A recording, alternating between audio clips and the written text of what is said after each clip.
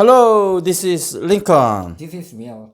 자, 우리 영어 리얼리티 쇼 베타 버전, 이번에는 라이팅에 관한 겁니다. 사실은 이제 좀 전에 윌한테 제가 물어봤거든요. 네 가지 영역 중에 윌이 개인적으로는 좀 강한 게 뭐고 좀 약한 게 뭐냐 그랬더니 윌은 좀 뭐 비슷비슷한데 그 중에 강한 거 리스닝이 좀 강하고 리딩이 좀 약하다 이렇게 얘기를 했는데, 저는 개인적으로 보면 스피킹이 제일 강했고요. 그 다음에 리딩하고 리스닝이 비슷했고요. 좀 강한 편이었고, 라이팅이 비교적 제일 좀 약한 편이었는데, 저는 라이팅이 좀 제일 어렵더라고요. 근데 한국 사람들 상당수가 라이팅을 어려워하는데, 또 라이팅이 비교적 어렵지 않다고 느끼는 사람들도 꽤 있더라고요. 그래서 왜 그런가 봤더니, 뭐 이렇게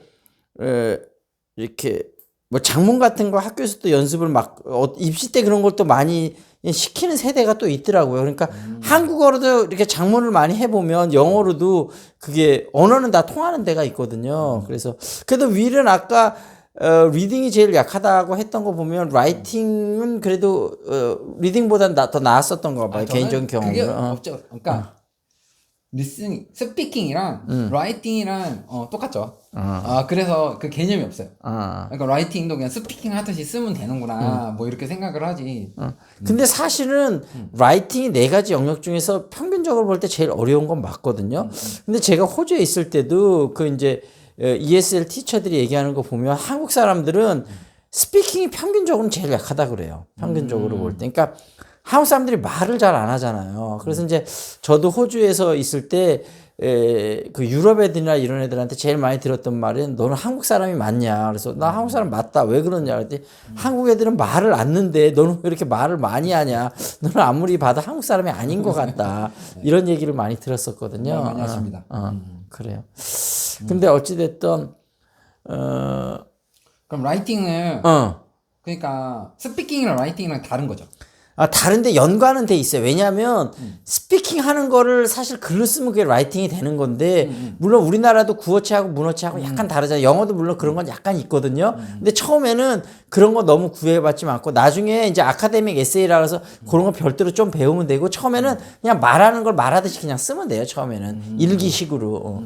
그래서 제가 이제 윌한테 아까 이제 얘기를 드렸는데, 이게 일기를 쓴다고 너무 강박관념을 가지면 안 되고 두 문장, 세 문장을 써도 상관은 없거든요. 근데 중요한 거는 계속해서 쓴다는 게 중요한 거죠. 내가 먼저 치과 간다.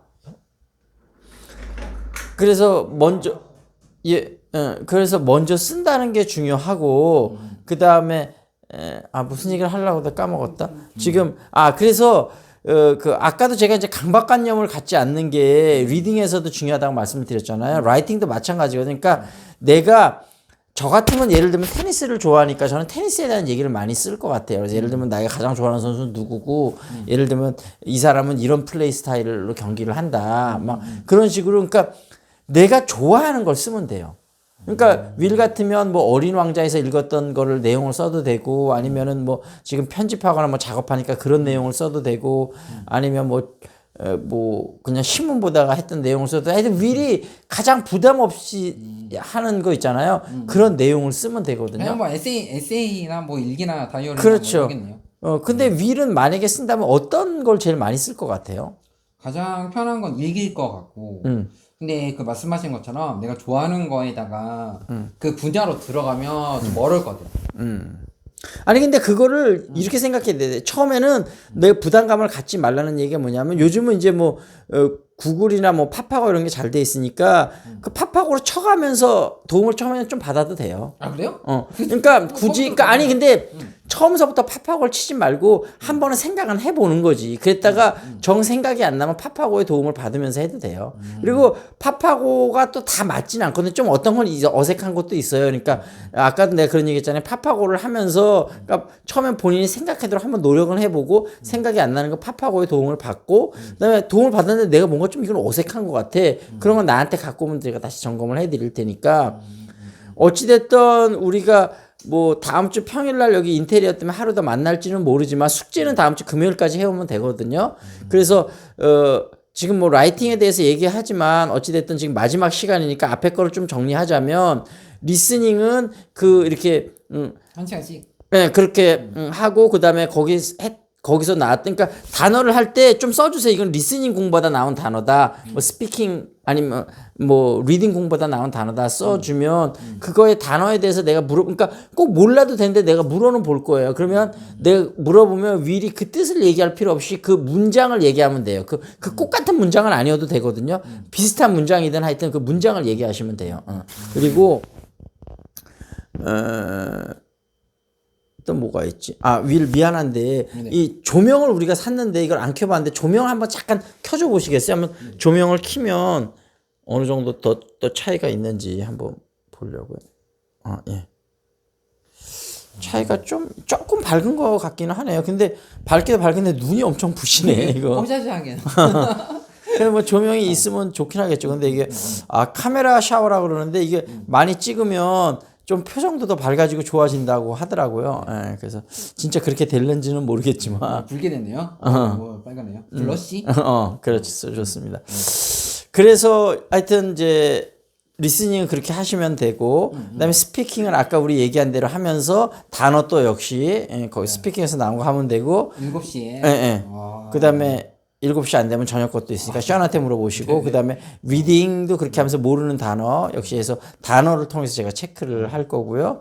그다음에 라이팅도 본인이 이야기를 하다가 내가 이 이야기를 영어로 하려고 하는데 생각이 안 나는 거 있잖아요. 그런 거를 또 쓰면 되거든요. 근데 그렇게 하면 영어가 안 늘 수가 없겠네요. 늘죠. 맨날 뭐 365일 맨날 쉬는 날도 없이 하라.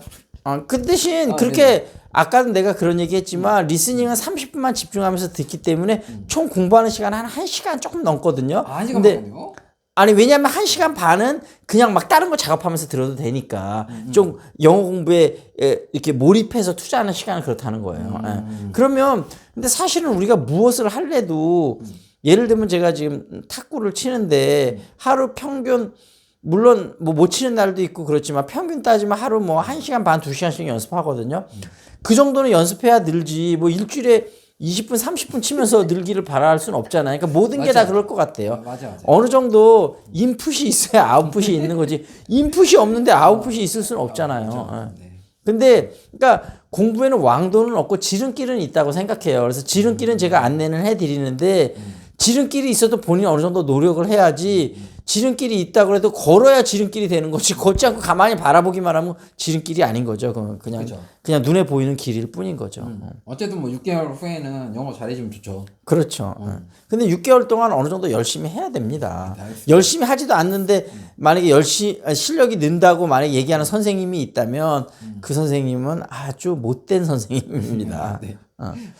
그리고 혹시 라이팅 하면서 미리 또 뭐 궁금한 거 있어요? 이런 거는 뭐 어떻게?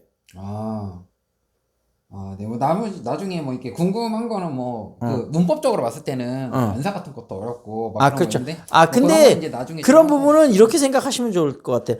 관사나 부정관사 같은 경우는 사실은 영어 중상급자들도 원어민 아니면 많이 틀리거든요. 그러니까 그런 부분에 대한 너무 부담감은 갖지 마시고 근데 이제 한번 하고 근데 관사나 이런 부분은 비교적 파파고에 잘 돼 있어요. 그러니까 한번 하고 파파고에서 점검 한번 받고 요런 관사 근데 기본적으로는 우리가 정해지지 않은 거에서는 예를 들면 그냥 책 그러면 어북이 되는 거고 그다음에 정해진 책 내가 읽었던 그 책 하면 the book I read 이렇게 되는 거거든요. 그럴 때는 그러니까 한정될 땐 정관사가 붙는 거고 그다음에 뭐 고유명사라든지 사람 이름이라든지 이렇게 관사가 안 붙는 좀 예외적인 사항이 있잖아요. 그런 거는 그렇게 하면 되고 그런 식으로 몇 가지 중요한 포인트만 알면 그래도 크게 문제는 안 될 거예요. 근데 가끔 가다가 좀 헷갈리는 것들도 있긴 있거든요. 그런 거는 처음에는 특히 중상급자 이상 아니면 사실 중급자도 많이 틀리거든요. 관사는. 그러니까 아주 상급자 아닌 다음에는 물론 내가 틀리지 않도록 노력은 해야 되겠지만 그게 틀릴까봐 말을 못하거나 쓰지 못해서는 안 돼. 그러니까